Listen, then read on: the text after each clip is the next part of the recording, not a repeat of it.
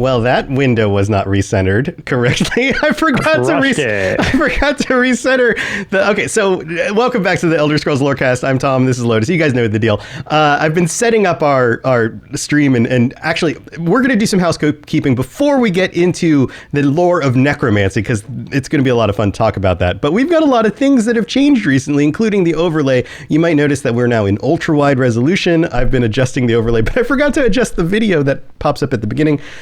Anyway, welcome back to the show. We're just making this up as we go anyway. But Lotus... It's still more organized than my other show, shockingly. So, first of all, I have to apologize. I wasn't able to be here last week because I basically couldn't even talk. I had some crazy flu-like symptoms. I didn't actually have a flu. I didn't test positive for flus or COVID, but this was a normal head cold. It was a very strong head cold with lots of other flu-like symptoms. I don't know what was going on, but I'm feeling better. I'm on the mend. I'm so sorry I missed the Patron chat. You guys looked like you had a great time. I was going to say, we had an offensively fun time in your honor. It was very good. And I had actually brainstormed that idea. And usually the patrons are the ones who come up with stuff. And then somebody had said a similar idea, and I was like, what about this? And they were like, oh my God, that sounds like fun. And so I've been looking forward to that, because that idea was like in my head for a week and a half before we actually got to the show. Anyway, so glad that you all got to have a good time. But first of all, before we get into Necromancy lore, this is going to be fun. It's going to be multiple episodes about different things having to do with Necromancy. We're going to give you kind of an overview in this episode. But before we get into it, we've got some stuff to talk about. First of all, you can leave a message. We have a new way for you to leave a voice message that we will read out at the end of the show. I can't promise we'll read out every message, but we're going to leave a section at the end of the show, kind of like the random page at the end of the show, where if you leave a message and you want to leave, I don't know, a question or a comment about a recent episode, or something just totally random, but the more random it is, it may or may not be likely to be I was going to say structured randomness is definitely better if it can somehow relate to something, even if it's sort of randomly topicked. Yes. Might fit better, if that makes sense. You never know when you open things up to the internet at large, what's going to happen. So the way to do this, there's going to be a link in the description for the show, whether you're watching on YouTube or whether you're listening on the audio platforms. And if you want to just type it in right now and leave us a message or just bookmark it for later, it's real easy. It's voiceline.app/Elder Scrolls. That's it. Voiceline.app/Elder Scrolls.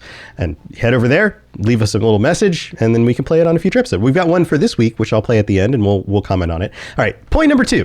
I'm back to streaming. I streamed like 4+ hours of Skyrim this morning, and I'm doing these challenges. I'm creating content around challenges for live streams. I'm going to edit them down into video content that's going to go up on the Robots Radio YouTube channel. And the challenge that I'm doing right now is a permadeath necromancy run. And it was absolutely ridiculous. The first 4 hours we had Dr. Bones, and Dr. Bones was doing real good until all of a sudden he wasn't. So I'll let you fill in the blanks there. How permadeath goes. It's just, everything's fine. Everything's fine. Oh boy, everything's not okay. This was a bad idea. Oh no, what do I do? Yeah, so I'll be doing that live. The live Twitch streams are on Twitch and on the Robots Radio YouTube channel, streaming to both. If you want higher resolution, go to the Robots Radio YouTube channel, but you can watch on either. Those will be, I don't have a regular schedule, but just make sure you follow, and then you'll get the notifications and all that kind of stuff. In a similar note, item number 3, we are finally doing our ESO giveaway. We've been teasing this for a while. It is now set up, and this is how you enter. Actually, this is what you get. The winner will get the newest chapter for Elder Scrolls Online, and if you don't already have Elder Scrolls Online, it will give you the base game as well. So you don't have to worry about having purchased anything. You could get basically the entire base game and then the newest chapter if you win the giveaway. How do you win the giveaway? You head over to our Patreon, patreon.com/Elder Scrolls Lorecast, and you can sign up for free as a patron. Free patrons get basically notifications and things like that, and you get to enter giveaways like this. And all you have to do is comment a fun permadeath sort of, not even permadeath. It could just be any sort of challenge you would want me to do on stream playing Skyrim. And the funnest, craziest answer, Lotus and Lotus, I was thinking we could go through it the week before the Patron chat this month, and we could go through all the different ideas, and we could pick one. Yeah, do like a live. Yeah, I would say a live selection, but like a live drawing. It's like, all right, this is our winner type of thing. Yeah, yes. I kind of liked that idea. Yeah, so I would be for that. That will depend on having enough entries to actually turn that into a whole episode or not. We'll see. But you come up with a really fun Skyrim kind of challenge. It can be around the base vanilla game. It could be using a specific mod, and if that's possible, I can try to get the mod to work. Like there's a mod that allows you to be a dragon. You could say you have to be a dragon and you have to kill everybody in Whiterun in less than an hour. Go. And I'll be like, all right, maybe that's the challenge I'm going to do today. That kind of thing. So leave your recommendations in the comment to the post on the Patreon, and of course you can sign up for free. You don't have to pay to be a member of the Patreon, but you just don't get all the other perks that you do for paying. So we've got that going on.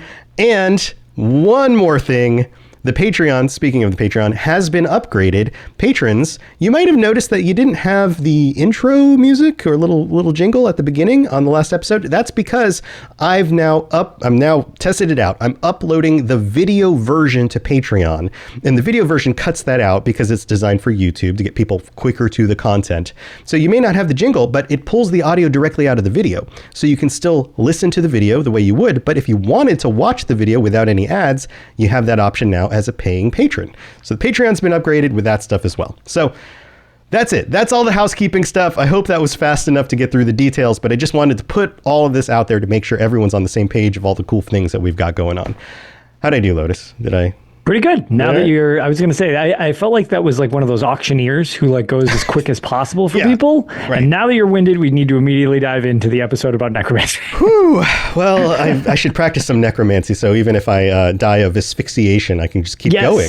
Because luckily for you, I can just I've been practicing, so I'll just res you, and you'll just go right back into the episode. All right, so this seamless transitions. So this is how we're going to do. We're going to go through a lot of the details, about kind of the more general details about necromancy. We're pulling a lot of this information, of course, from the UESP, friends of the show, super awesome guys, best website for Elder Scrolls lore and wiki for the ages stuff. Tons of stuff on there. Go check it out.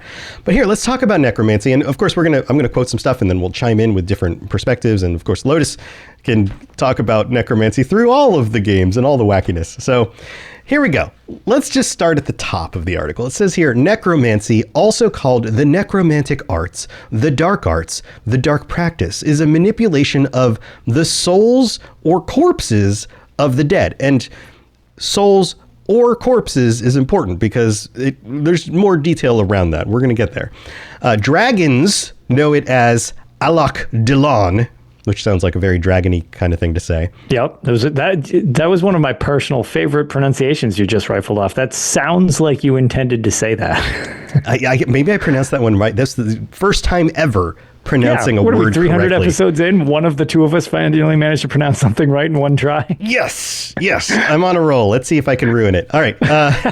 Practitioners of the dark arts are known as necromancers or necros in the common parlance, as a different meaning in our real world. Different groups and cultures have varying positions on what exactly constitutes necromancy. In its broadest sense, necromancy can be understood as any form of soul manipulation. So that would even include doing things like, I don't know, using an enchanted weapon to capture something's soul in a gem.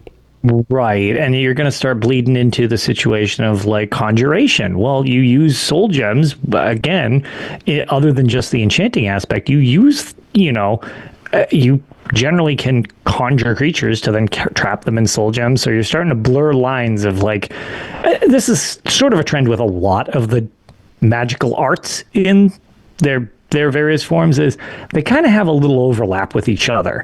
And this is no exception, even though this one is largely considered illegal or frowned upon or morally like corrupt or whatever. Yeah, and we touched on that when we talked about conjuration back in, I don't know, I don't remember exactly when it was, like a year and a half ago. Yeah, we went through back. all these different schools of magic and how they make sense and where they come from and all of that. So if you want more detail about conjuration and how it kind of butts up against necromancy, definitely stuff over there. And to kind of wrap that section up, some people consider necromancy a subset of conjuration, that it's not its own practice, it's just one area of conjuration. Others think that it's sufficient enough to kind of be its own thing. Yeah, again, just because they abut each other doesn't mean that they're necessarily the same thing. And necromancy is definitely a more polarizing subject for the denizens of Tamriel than you're going to get with conjuration. Not too many people, I think, are going to get too bent out of shape if you conjure a mud crab or a crappy fork. Right, yeah, fork, a sentient fork, a fork that has somebody's soul stuck in it. Yeah. I only eat with this one fork because Grandma used to feed me breakfast and she's still with exactly. Me. Okay, so outside of conjuration, some people consider this to simply be death magic, and for death magic to be its own category. And so necromancy is not really conjuration, it is part of the bigger realm of death magic, which sounds pretty badass if you're a necromancer. I'd go with that if I'm a necromancer, you know? Yeah. I mean, like, I don't know. I feel like everything's so morally ambiguous in this world.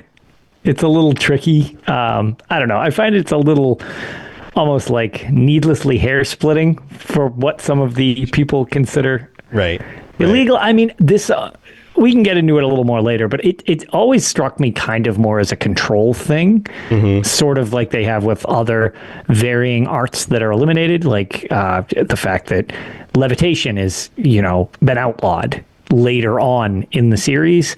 And granted, seems like it was for a design choice, but it was written into the lore that it was like, okay, you know what? That's no, we don't allow any more levitation type of deal. So I've always felt that, like, in the grounding world of Tamriel, I feel like it was kind of just a situation where people are splitting hairs. It's like, I mean, you're making deals with Daedric princes, but you don't like that. It's like, Yeah. It's also kind of the thing that academia does, where you try to define things in separate boxes, but really everything just kind of has this overlap. Yeah, right. So it's impossible to completely segment everything out into boxes. Yes, and it's one of these situations where it's kind of like it's a morally gray thing because you're doing some pretty horrific stuff at points. So it's like, well, how do you make it so that everybody doesn't just feel totally okay with just being complete psychopaths and, like, murdering people just to resurrect them and stuff like that? It's like, okay, well, maybe if we just outlaw it as a practice, then and that's why we'll also get into the fact that, culturally it's accepted more in some areas than others. Right. Yes. And I like Mr. Dragon's comment here in chat. Mr. Dragon says, the fork must have been enchanted with a black soul gem. I have to wonder if maybe the black soul gem is just shaped like a fork. It turns out that's what it is. It's just like they didn't have the graphical power to do it in Oblivion with the black soul gems. It was just like, no, it's supposed to be fork shaped, but instead it just looks like a rock. Right. It's just, you just kind of, crafted a gem that was fork shaped. That'll work. It's fine. It's fine. So this is interesting. Yeah. So this is interesting. Much of the knowledge of necromancy is often attributed to Daedric influences, and this is part of why it is controversial. It's controversial because it's death magic, and clearly you're taking over the will of the individual and their soul for yourself. You're deciding for them what happens to them or to their body, which is it has to do with, like, giving agreement towards that, like you take away their will, but also often it's attributed to Daedric influences like Molag Bal, because Molag Bal is also the father of vampires, undead creatures who often practice and have a heightened affinity for necromancy and work alongside necromancers. And in some ways, vampires could be seen as being these, like, living dead and just kind of fall into that category of death magic in sort of a kind of Daedric way. So. Right. And that makes sense. We'll actually get into more of, like, just even past Daedric. Again, not to jump ahead, but, like, there's a whole bunch of otherworldly stuff that this kind of bleeds into that we'll get into, Soul Cairn and stuff like that. It's a lot of ties to the more bizarre aspects outside of just Nirn itself ties into necromancy, because it's essentially, you're grappling onto these souls that should kind of be leaving the plane in one way or another. Right. Yeah, everybody wants to go off to Aetherius or whatever place they are expecting to go to. Maybe they're making a deal with the Daedric prince. Instead, you're going to go in this rock. Yeah, right. You get to live in a rock for the rest of life. And we've talked about this. So let's talk about the dark practice of necromancy, because it has to do with souls. And we've done entire episodes about what are actually souls, where do they go, how do things become ghosts, what do soul gems have to deal with? And this connects directly to that. It says here, the soul or animus is the animating force of the universe found in all creatures. The mysteries of this force are not just unknown to mortals, they are unknowable as they transcend the limits of mortal knowledge. Every mage who has tried to unlock the secret behind souls has vanished without a trace. However, mages need not know their secret in order to harness their energy. While modern students of conjuration are content to harvest and utilize the white souls of lesser creatures, and we talked about this before, how this is kind of just a vague difference. It's almost like a labeling difference, white versus black souls. Necromancy is the branch of the arcane arts that is concerned with the harvesting and use of the black souls of mortals. These are like the races of Tamriel, like self-aware people. Yeah, the idea is you have sentience, and it's like you become a different quality of soul. You're equal to a grand soul gem, but you're a little fancier. Right. Which is weird, because also when you get into grand soul gems, those creatures also seem sentient, but not in the same way. For example, like a golden saint. They're sentient, right? But they're like a Daedra, so it's they're a Daedra, so they're still technically a white soul for a grand quality. It gets a little weird. Yeah, and there's a flip side to it. Here's the flip side, though, is that you would assume that all the black souls are like the playable races that everything from the Manish or the Elvish or the beast races and any of that stuff. But it turns out that races like goblins still can be like used as black soul gems on occasion. Like it's one of those weird things, and they also can even dabble in necromancy.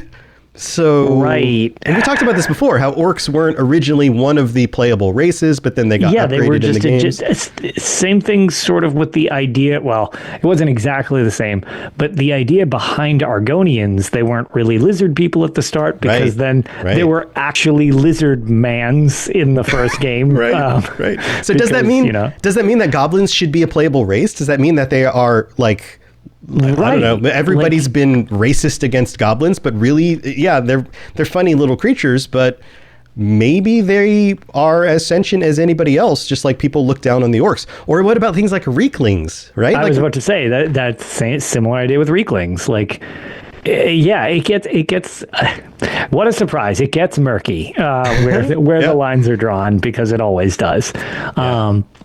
And it's interesting just because you can tell a lot of this is from a gameplay design standpoint, because you kind of want to have like the quality of them.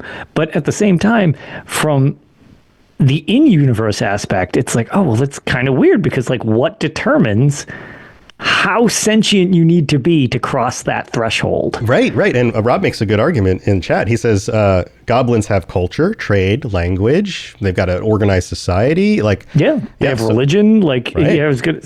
Yeah, they have a lot that makes them the potential for a playable race. Yes. Yeah. So that's part of this, and that's one of the debatable things about black and white soul gems and how does that actually work. Again, the lines are kind of foggy there, but let's talk about death. Let's talk about how long do you have to be dead. Some necromancers prefer very recently dead bodies. Some of them actually like longer dead bodies. That's probably why you can see things. Yeah, like you can see things like skeletons walking around because they've been long dead, but that means that they actually have more necromantic energy because of the fact that they've kind of fallen apart over time. But here, let's get into what the UESP says. It says, masters of necromancy can reanimate long dead subjects, though most practitioners require a fresh corpse, typically someone who has been dead for no more than 3 days. Attempting to raise minions without proper knowledge and training can result in an incomplete binding of the soul, leading to a break in the master-minion relationship and allowing the reanimated corpse to turn upon the necromancer. So if you don't, as the necromancer, control the being's soul enough to bind it to the dead body and listen to your commands, then that soul still maintains a certain amount of autonomy. It's like making Frankenstein's monster and then realizing the monster hates your guts and wants to tear you in half. Which is very interesting, because that means that, like, if it does still have some form of autonomy, how much is it aware of what's going on? Yeah. And also, like, how does it feel about being put back into the same body, but now the body's like decrepit and right? You wake up and one of your eyes is missing, and you have your, one limb gone, and you're missing a jaw. It's like, okay, cool. This is awful. Could I go back to being dead now? Like, right. That's just one of the things. Whenever you watch like a zombie movie, one of my questions is always like, aren't they just constantly in pain? Yeah. Yes. Maybe that's why they never shut up, and they're always. Maybe that's it. I feel so bad. Yeah. Maybe that's it. It's just like a perpetual stomach ache. Yeah, except like times 1,000, because every part of the body is like, falling apart. What's a missing ear here or there? Right. Okay. Yeah. So this part says, some necrotic spells require the remains of the elderly due to the high levels of necrotic energy that is produced by the natural decay of life. According to one necromantic theory, the older a living being becomes, the more necrotic energy it naturally acquires while the body grows old and the life inside it decays. So like really old people who then die have more necromantic This potential. one's one of my favorite when I was reading through this, because this one I actually didn't know about prior to reading this, because there's always plenty of stuff that I do know just from playing the games or reading this stuff. And then there's always like these things that I'm like, okay, don't know this one really I thought was super amusing, because it's basically like, the older you are and the closer you come to dying normally, the more enticing you are to be resurrected because you're so old and decrepit. Right, yeah, and that information actually comes from Fenorion in Elder Scrolls Online, who's a vampire and very acutely understands necromancy and the arts of death, but is also a friendly character, so is willing to reveal some of this to the player character. Yeah, useful tips. Right. So that's fun. So every year you get closer to death in this series, it's also closer to relife. Relife. That's one way to put it. Yeah. But one of the things that we absolutely have to point out before we get a little bit more into necromantic minions is this idea that the draw for necromancy, and this is something I pointed out in my stream earlier when I was role-playing a necromancer. I asked the chat, I was like, what is a necromancer's biggest fear? And it's very ironic when you think about it. Their power comes from death, but death is also their greatest fear. That's why they are trying to overcome death through the arts of necromancy, is ultimately so that they themselves can avoid death, which is super ironic because they're utilizing the death of everybody else around them in order to wield the power only for themselves, which is part of the reason why this is such a vile kind of thing. And most cultures push back against it. Exactly. And it's why I think, like I had mentioned earlier, and we talked about why it's sort of frowned upon, because it's hard to work in this situation dealing with necromancy and not essentially become corrupted by it. Right. Like it basically, part of being a necromancer almost forces you to then be pretty twisted in a lot of ways. And you essentially are doing a lot of harm to the life around you to either extend your own life or to extend your power. So there's not really a good way to be a good necromancer and also not be a piece of garbage. Right. Because ultimately the goal is lichdom, is really where it goes.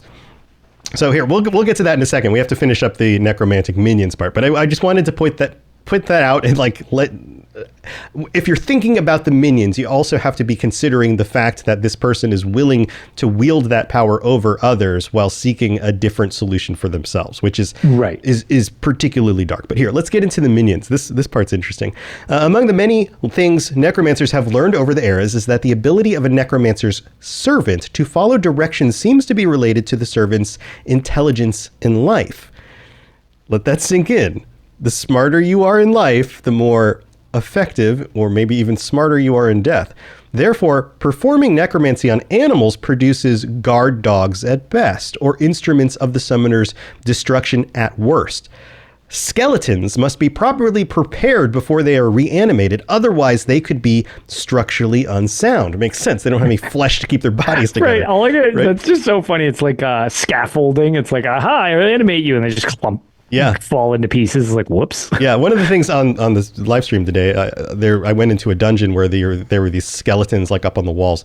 If you take their heads off, the whole rest of the body just onto the ground. It falls apart. Yep. It's so good. So it says here, all of the crucial bones must be present and placed correctly. Necromancers also employ a variety of means to fasten together and reinforce the skeletons at strategic points so they can move properly. You have to be kind of a craftsman if you're dealing with skeletons.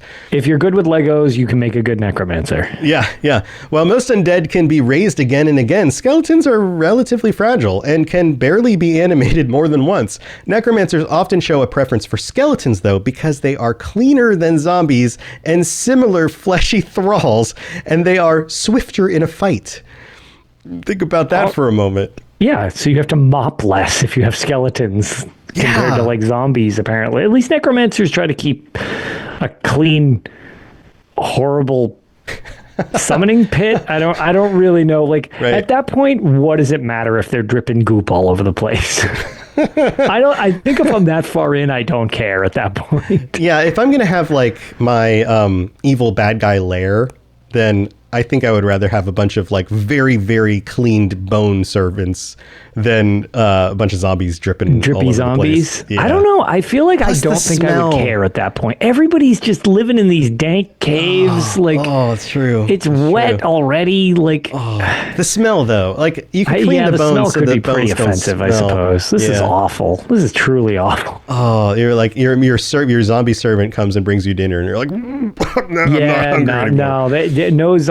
no, zombies can't be touching my food. I can't allow that. Yeah, that's not healthy. I'm not going to allow that. So let's talk about animals. Necromancers often employ animals, such as mud crabs in Morrowind, to strip unwanted flesh off of corpses. If a corpse is too decayed to use properly, but would prove a suitable servant as a skeleton, necromancers can simply dump the body near a marsh and allow the local creatures to prepare the bones for them. You just let nature take its course, and eventually all the flesh goes away. Throw it out by the river in the sun and hope the crows clean it up for you, and now boom, you're good to go. Right. All right, so what about like moderately decayed bodies? Well, they've found ways to reanimate those as well, of course, and even dismembered corpses by using leather straps to fit parts back together and catgut to stitch up gashes. It's even possible to reanimate a body which has been cobbled together from the living flesh of multiple creatures. Now we're talking Frankenstein's monster here. Yeah. Still, these zombie servants are relatively dull-witted and weak. If Necromancer invests a little time and effort, he can mummify a corpse. After soaking the body in a salt bath for at least a month, the vital organs are removed and the body is wrapped in linen. Once the corpse is reanimated, the result is a stronger, more durable servant, which is more capable of understanding commands and taking independent action. This leads me to thinking about things like Draugr, for example, which are stronger than just zombies, right? And much more still together, really. Right, yeah. Nordic mummification, essentially. Yeah. The only other thing about this that I do find fascinating is when you would look into this and it's, say you're duct taping a whole bunch of random parts onto the zombie because you don't have enough of any one zombie, of one corpse to make a full functioning zombie. And we were mentioning that they seem to have some degree of sentience. Is this now like all of these are clashing with each other? Like, do you think it's only certain parts of the corpse that brings sentience, or like maybe it's the brain part. And but that's what I was going to say. Do you think it's just the brain? Because a skeleton wouldn't have a brain. So like maybe they do. Or maybe, I guess maybe they do. We crack them open. I don't know that I've ever cracked open one of their heads to look. I'm just wondering, like, does each part of it carry a degree of sentience? Well, I guess if the sentience comes from the soul, and the soul is just in the body, it's not just in the brain. So in a skeleton, you don't need a brain. It's the soul that goes in, but if you piece together other bodies, that soul then takes power over those body parts. So it's not like you have multiple souls I was thinking competing. The soul would be like... No, I guess that would make more sense because we're just kind of using the body as a vessel and inserting the soul to the scenario. Right. The body's like a walking soul gem. Yeah. That's what's going on. You're right. I think that's correct. Yeah. Okay, I can see where you're going with that. That's because I'm thinking like, well, how much of a soul is in this guy's foot compared to this guy's like shoulder? Right. And it's like, are they jarring at each other? But it's like, no, those would be kind of just the innate or inanimate objects that you're then putting the soul gem into. So it would be whatever the sentient was in that soul gem. So okay, never mind. You cleared that one up. I got it. There you go. Got it. No. Perfect. This final paragraph in this section of the USP is great. Okay, get this. Necromancers have developed a great deal of innovative ways to manipulate souls. For instance, a necromancer can reanimate a corpse by conjuring frost around a human corpse and then imbuing a loyal spirit into the frost instead of the body.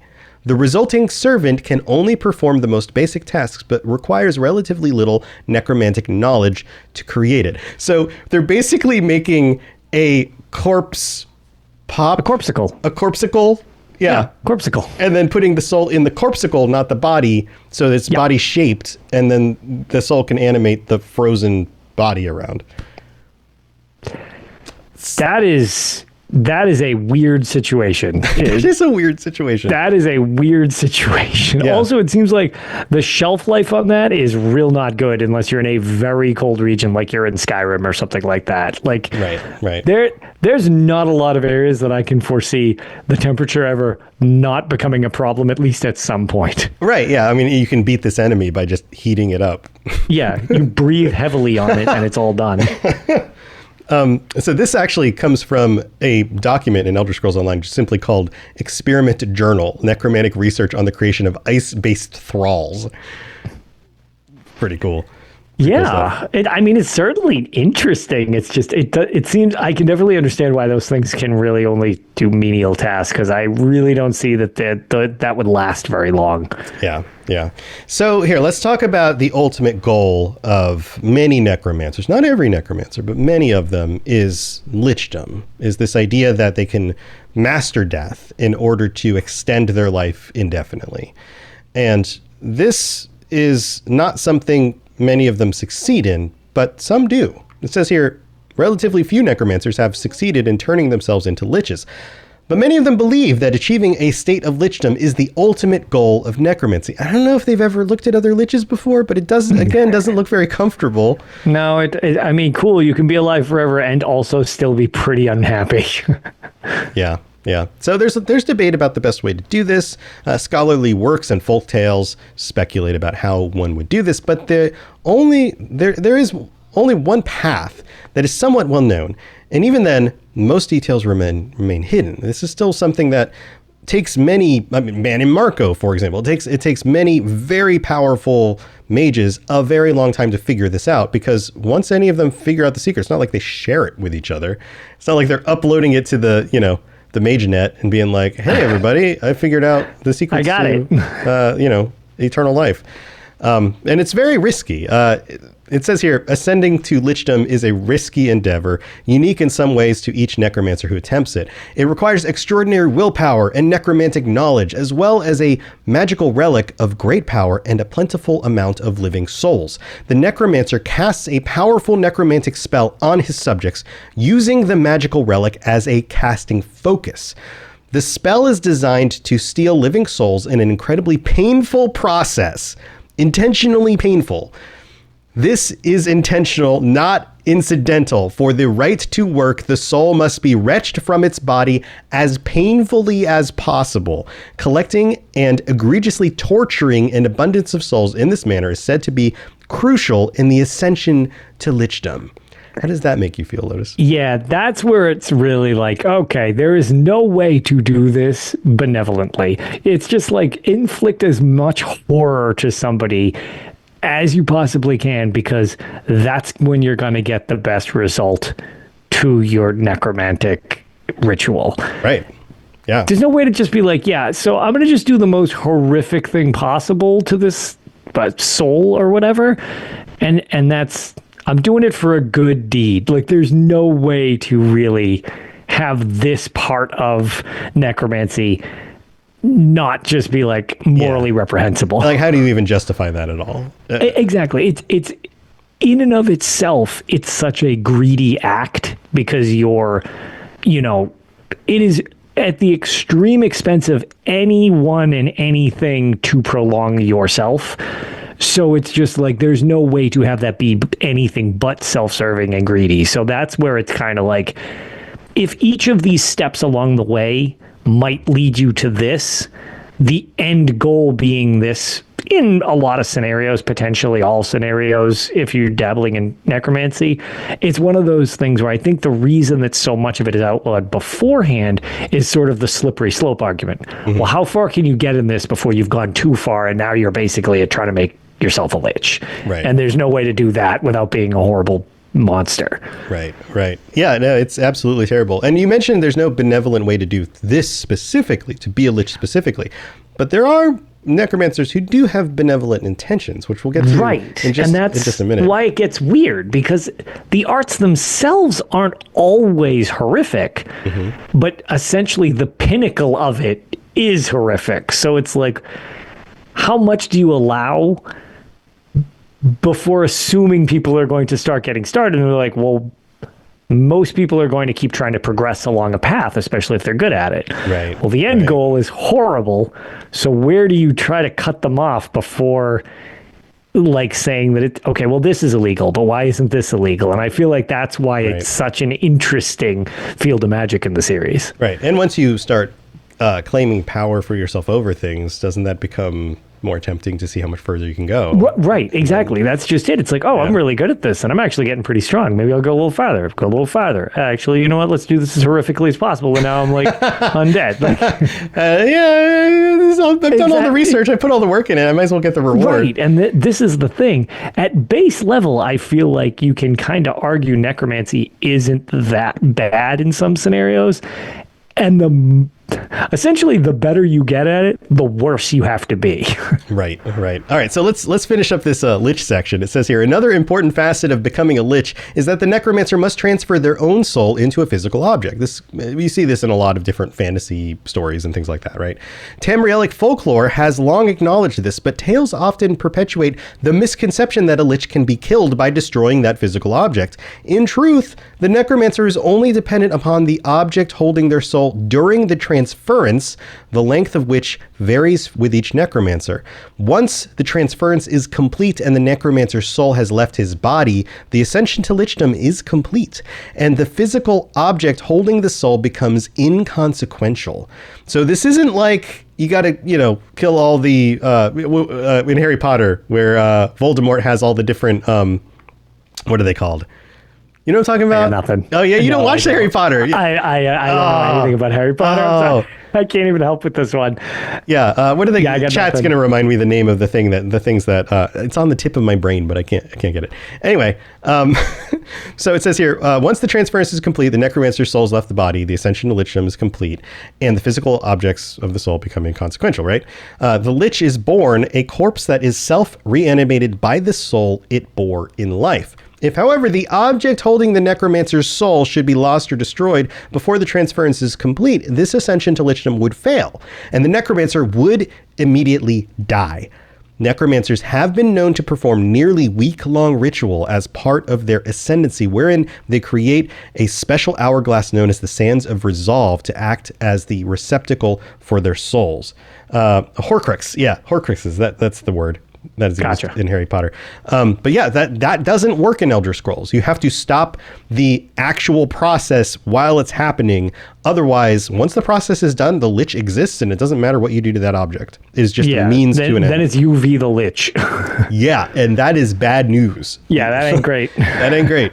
That ain't great. So there are benevolent necromancers. This is a thing. So it says here, the legend of Vastari centers upon a contemporary of Vanus Galerian and Manny Marco, very powerful mages that show up a lot in the stories, who sets an interesting example as a compassionate necromancer. While Manny Marco sought power through the direct application of necromantic energies, Vastari sought and found a way to delay the release of a sentient soul upon death so that it might be consulted and its knowledge recorded for the ages before it was peacefully allowed to enter Aetherius, as opposed to permanently binding it to an enchantment. She achieved this through the creation of sigil geodes to be used as an alternative to black soul gems. So this makes a lot of sense. Like, somebody dies, and before they pass on, you want to make sure that they have, well, a way to, I don't know, document the knowledge that they want remaining in the world. Close the book on their life. Or, say something to a loved one before they move on. There's a lot of good reasons to, like, buy them a little bit of extra time. And sigil geodes are really cool because they're basically black soul gems, but they're not black soul gems. They're kind of like black soul gems that do not contain the body like it's a prison. It's just a temporary receptacle and then allows the soul to go when the soul's ready. It's sort of like, as opposed to, this is a weird analogy, but like if you're running, from point A to point B, that could be your soul leaving. If you're running and there is just a wall in the way, okay, well, you just slammed into a black soul gem. If you're running and it's sand that you're running on, it's slower, but you're eventually going to get there. This is your geode. You're just getting there slower. And it's like, while you're going, like, hey, why don't you slow up? We're going to talk to you on the way out. Like, Yes.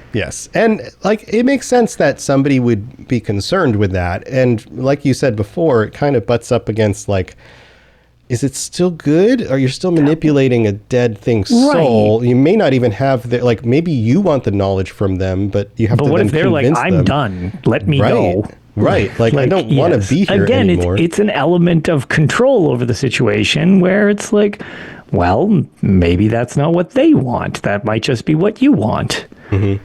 So there's this other section that says, the treatise on necromancy seems to encourage a brand of necromancy that is considerate of the welfare of the souls being affected. While most texts on necromancy encourage novices to begin on fresh corpses, on necromancy discourages this because the original owner remains tethered to the body for days, months, or even years after death. This spiritual umbilicus weakens over time, but the stronger it is, the greater the fight the original owner can muster against the necromancer. The necromancer can typically win this battle, but regardless, the original spirit would be tormented. And this ties into this kind of foggy realm in Elder Scrolls of how long do spirits stick around? What happens to the body? Do they become ghosts? Because ghosts are a thing. Why don't the ghosts move on? Would it be a good form of necromancy to then help the ghosts move on to Aetherius? Or are they ghosts for a reason that you shouldn't be messing with? There's a lot of weirdness around how all that There's works. A lot of questions. Yeah, a lot of questions. But I could imagine in the case of ghosts who don't want to be ghosts, then that would be another good form of necromancy, being able to help them move on. Yeah, I could see that. Like, again, there's the potential for something good coming out of this.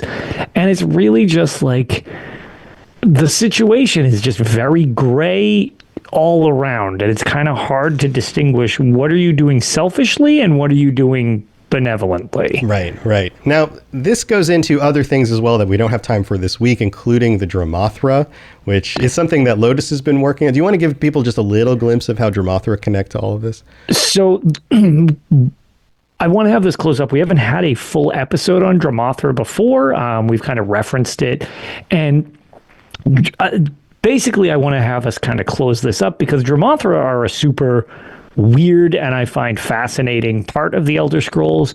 And it's not overtly necromantic in some ways, but it ties into both a lot of the astrology that we had covered, as well as some of the where are their souls lost in the void and stuff like that. Right. A connection to Namira. These are Khajiit. Usually, yes, right? it's very Khajiit oriented, and I strongly suggest, if you do play Elder Scrolls Online, and you have access to Zareth Var, which is one of the new characters, he is actually a Khajiit necromancer. If that's something you have access to, a game you play, I would suggest doing that storyline, because it's fascinating what it added to the series, because he, again, which we'll get into later on when we do the Dramathra episode, is essentially trying to purge these lost souls, but it's designed to not just destroy them. He's trying to still save them. So the idea to this is benevolent. He also is a little bit neutral, but responds more in game to positive things. Like, he doesn't like it if you're stealing from people and stuff like that. It's like, well, okay, let's not be a jerk. So he doesn't have morals. this. Yeah. Right. Yeah. He has a moral compass still, but at the same time, he's working with necromancy. So it's an interesting twist to it, and that ties a lot into how Dramathra formed and stuff like that. So, I figured that'll just kind of be a good way to end some of these discussions that we have that have tied together in weird ways, because so much of this stuff is intertwined with each other throughout the series, if that wasn't obvious enough by this episode. Right. Yeah. The longer we do the show, the more we see all the connections and how they all interact. Yeah, it's it's why this is such a cool game world to me, and why I'm so invested in the Elder Scrolls. The more you look at it, it's amazing how many writers have obviously been involved over the years. And I mean, the series is so long running, but it has such a cool continuity, even when they kind of need to, retrofit a few things here or there and retcon a thing here or there. They usually try to come up with a reason why, which I also find interesting, because then that becomes part of the lore of the world, which is just, it feels very lived in and cool like that. Yeah. Very well said. So that's going to be this episode about necromancy. We're going to move on to the history and the different cultures and how they interact with necromancy in the future. We're going to talk about Dramathra in the future. So those will be future episodes that kind of continue this theme as we've been doing these different themes. So get ready for that. But right now we're going to take a quick break, and then we will be back with the voicemail, the very first voicemail we have, and a reminder of how to leave us a voicemail if you have any thoughts or questions about this topic this week. And also, we've got the random page and some other stuff. So don't go anywhere. We'll be right back. This is Hamis Morak, Dragonborn, and you are educating yourself to the Elder Scrolls Lorecast. All right, here we are. This is the end of the show stuff. Before we get to the voicemail and the random page, we have to thank all of our patrons and welcome our newest patrons, Stephanie H., Odin Watner, I think is maybe how you say that, Cryomane, Alana E., and Matt D. Thank you so much for signing up. I hope you are enjoying the different stuff you get for signing up on the Patreon. And a reminder, now patrons get ad-free videos along with audio. So the whole kit and caboodle. I don't know. I don't ever use that phrase, but it popped up in my brain. I'm not really sure what kit and caboodle is, nor do I think that's something I want to Google and have that be in my search history. Or it sounds like a delicious delicacy of some sort.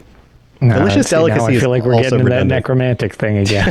Kitten caboodle. If it's made out of kitten, I don't want it. But anyway, I mean, didn't we talk about binding things with cat gut earlier? I don't think I like where any of this is going. Oh, true. Okay, so we have to also thank our Daedric princes, Blinding Vision, Hersine, Kirasi, and Peter R. Thank you so much for your support, and to all 142 of our signed up paying patrons. That is amazing. Thank you for your support. We very much appreciate you. And everyone else, we've got way more than that who are free patrons. So glad to have you. And just a reminder, head to patreon.com/Elder Scrolls Lorecast and let us know some ideas for some crazy Skyrim challenges and get on that list, because you might be able to win an ESO key. So check that out and just, be part of the community. Just sign up and you'll get notifications if we're taking a week off or if we've got new giveaways and things like that. So head on over there. All right, let's get to our voicemail. I'm hoping, Lotus, that you can hear this, because let me just double check my settings. I didn't check this before we started. Let me put. Yeah. You should be able to hear this. If you can't hear it, then I'll read it to you after we play it.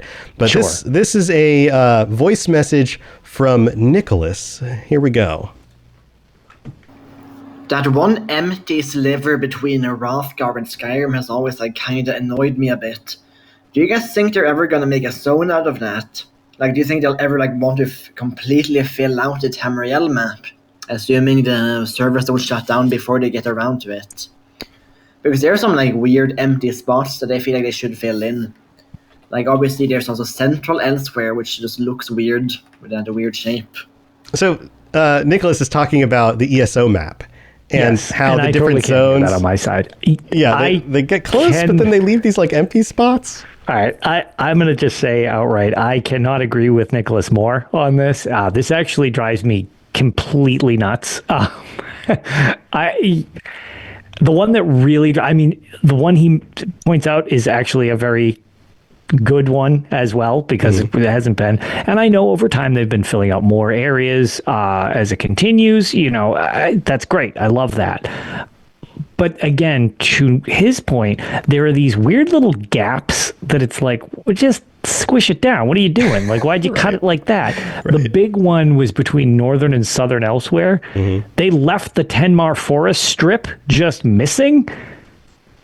Yeah. What's the matter with you? Why you do that? What are you doing? I think I understand the justification of why they do it. I understand the frustration. It's weird to me too. So let me put that out there. It's weird. You have to essentially design the Tenmar forest. Right. I get that. And if you do butt things up against each other, you have to make sure that they match the shape, the way, there's a lot more to it. Correct. Plus, the size of the zones has to not be every zone isn't 1-to-1 the same scale as the map is in that area. It's not actually 1-to-1, and the more you have to make them fit together, the more that becomes obvious. So it gives them room to kind of fudge and make. From a game development standpoint, sometimes it's better to have the freedom to make the zone work the way you want for gameplay reasons, because that's going to be more effective and more satisfying to the player than the fact that on the major map they actually do match up exactly right. So I can understand the justification for why they do 100%. No, I do get that, but it's just one of those things that I very much find this to be a weird feature, and also because things change over time. And there's one of the things I'm not sure if it's Lord Master Michael Zenke who said it or if it was Lawrence Schick. I wish I had the reference point handy, but someone made a point that much like everything else in the series, maps are not perfect. Cartographers are doing their best here, but there could be inconsistencies. And one of the ones that I way back found is behind Winterhold. Not Winterhold, sorry. Oh my God, Windhelm. That's what I mean. The other behind W. Windhelm. Yeah, the other W. Yeah. Behind Windhelm in game, there isn't this open field that goes up a hill that you get to that shrine at.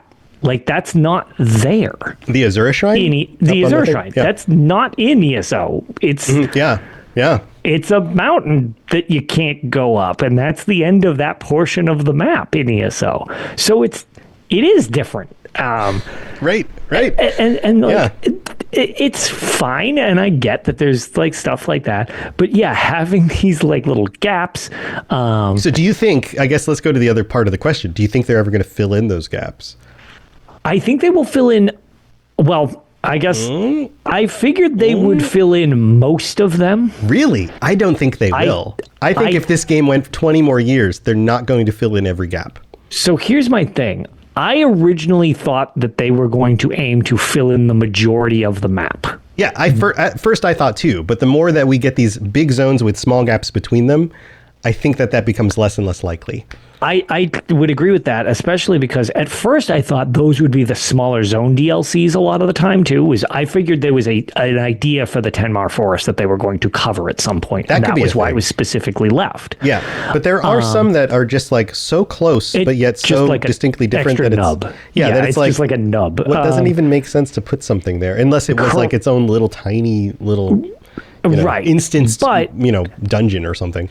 I'm not sure I think that anymore, because this is the year where they're changing the style of content release for the Elder Scrolls Online. Right. Where it's not these big chapters, it's stuff they're releasing as it's complete. It doesn't need to be like, we have to have our June release with the big chapter. Yeah, which most likely isn't going to be new zones on the map at all. I think that's the whole point, is that that's not what they're doing right now. Right. But they've also said that there are going to be more adventure zones down the line, most likely, to fill in more of the map. It's not like they're never going to do that, but but it's going to slow down the focus at the moment. Right. It's not going to be like a yearly thing with a big chunk. It's going to be like exactly. And it's like, if you want to listen to a spirited debate on whether we think that's good or bad, you can definitely check out the most recent episode of Tales for that one, because we got into it for a while. But that aside, that makes me believe very much that I do not think we will get all of these gaps filled. I think we'll probably get a bunch more filled, but no, I think the map will just have missing pieces. And I'm not sure which ones they're going to choose to address and which ones they're going to choose to leave. I think we're more likely to get other big zones that leave gaps than we are to get smaller zones that fill gaps, because that gives them more freedom to design those zones around a sizable chunk of game. And I would agree with that at this point, I think. Yeah. So anyway, there you go. Thank you for the question. That's a great question because it's something I comment on a lot. So, And Tales of Tamriel, Lotus's other show, with Ark, who's in chat right now. They talk about this kind of stuff all the time. So if you want more Elder Scrolls, like gameplay kind of stuff, that's definitely we rub up against those things and talk about it a little bit, but that's the bulk of that show. Speaking of bleed over, it's almost like these two shows kind of bleed into each other, and it's like this weird sort of abutting against each other that they play off each other's strengths. It's true. All right. Weird how that works. Well, we still have the random page, but before we get to that, Lotus, speaking of Tales of Tamriel, you have anything else you want to share before we head out? We should hopefully be recording another episode soon. We had the last show, and then we had a bonus episode where I had mentioned that we were doing the chapter summary, spoiler cast, whatever you wanted to call it. And we did the Gold Road chapter spoiler cast. We combined it with kind of discussing the full 2-year cycle, because it started with Necrom. And then it also went into our discussion on what we think of the new format going forward. And, shout out to Avron and TES Benefactor, who both joined. That's kind of like become a yearly tradition, I don't know, like 4 years ago, where they joined for a show. Everybody mentioned that they liked their different perspectives on it. So it became this tradition that we do the spoiler cast at the end of the year. And we held a little longer off on this one just because the cycle is now slightly different. We're not expecting, we didn't get the January reveal this year. So it was like, we'll wait a little closer to when we get the reveal. That was a bonus episode we threw out as well. If you're interested in something like that, we just covered that one. Very cool. Very cool. And I just posted the link for the voicemail. It's voiceline.app/Elder Scrolls. So if you want to leave it, again, look in the description if you need the link. But if you can remember voiceline.app/Elder Scrolls, you can just type it in on your phone or on a computer or whatever and leave us a message. But yeah, I've got my other stuff. I've got the Fallout Lorecast, the Lord of the Rings Lorecast. That stuff's still going. This last episode of the Fallout Lorecast with the patrons, we justified why all the bad guys are actually the good guys. And in doing so, we had a ridiculous time, but we also learned how easy it is to make propaganda, because it was not hard. Like, we are not geniuses. We're a bunch of regular people. And we it was just so easy. We were just like, yeah, and this and this and this and this, and that's why they're the good guy. And it was just like, oh man, this is too real. It's so easy. Boy. But anyway, it was a lot of fun. Go check that out if you're into Fallout, and of course Lord of the Rings. I've got Lord of the Rings Lorecast, and I will be streaming more. I'm doing all sorts of fun, crazy Skyrim. Not competitive. I was going to say competitive challenges. Competitive Skyrim, yep. Competitive Skyrim. That'd be a fun thing to do. Anyway. That actually would be. Skyrim. We could do Skyrim together, but then compete. Like, you have a certain amount of time to level up, and then you have to meet somewhere and fight each other. Oh, I feel like this is something we should... I wonder if we can... Whatever. We don't need to plan a show on the show, but I feel like this would be a fun extra life thing. Oh, man. That would be so cool if you could get it to... Like, Skyrim together works mostly... And if you had you have an hour to build your character, to level up, do whatever you need to level up. And then we're going to meet in the field outside Whiterun. and then we're going to murder each other. And whoever I was going to say, last person I did standing. just get another terabyte hard drive because my computer was giving me grief about not having space. Man, I just had a brilliant idea. Whatever. We got a year before an Extra Life thing. I feel like this so has smart. like potential to do some really goofy shit if we can figure this out. I'm just going to believe that this can absolutely work, and now I'm a super genius. So I love it. You know what? I accept it on face value without looking into it. You're bleeding into your propaganda. There you go. But yeah, check out all that stuff. Robotsradio.net for my shows and other shows on the network and all that stuff. You guys know how it is. Oh, and we've got some new shows joining the network. So if you want some help making sure you have a podcast that actually builds an audience and you know what you're doing, you can sign up on robotsradio.net and into the Rocket Club, and I'll help you launch your show. So there's that stuff as well. So new shows on the way. Go check out the website. All right, let's get to our random page. Here's our random page for this week. Are you ready for this one, Lotus? All right, let's do this. This is Elder Scrolls Online, furnishings, hearth, meals, high isle crab, steamed. Oh, I actually love this thing. Yeah, it's a little edible crab. I mean, it just looks like a regular crab, but it's it's not actually prepared like the meat of the crab. It's just the crab after it was steamed. It's a steamed crab. Yeah. It's just so. As a New Englander, that's just kind of what you do. Yeah, right. You steam it and then you smash it. Like you can use an instrument or you punch it. Whoa. You smash punch. Yeah, you could. You could smash. punch it. You can hit it with a hammer. You get a little cracker. Weird. Depending on the thickness of the shell, sometimes you just can eat the whole thing. Just like suck stuff out. Well, soft shell crab, you can just steam it up and you literally can eat it. I have no idea. A sandwich. I'm not much of a seafood guy, so I am. In case anybody isn't horrified by that description, I like seafood a lot. All right, cool. Yeah, well, it says here the furnishing can be crafted at a provisioning station with the design high isle crab steamed. Furnishing plan. No, it takes the following materials. This is how you make a steamed crab. Ready? If you were to guess one material that is in a steamed crab, what would be the one material you think would be in the steamed crab? I certainly would assume crab. Okay, well, here's the list. 7 decorative wax, 6 alchemical resin, 3 Bervez juice, and 1 Stendar stamp. No crab needed. This is like the spam. This is the spam version of a crab. I was going to say, mud crab chitin is an ingredient in the game. Why would it not involve mud crab chitin? It's not on the list, but it does require the skills solvent proficiency 3 and recipe improvement 4.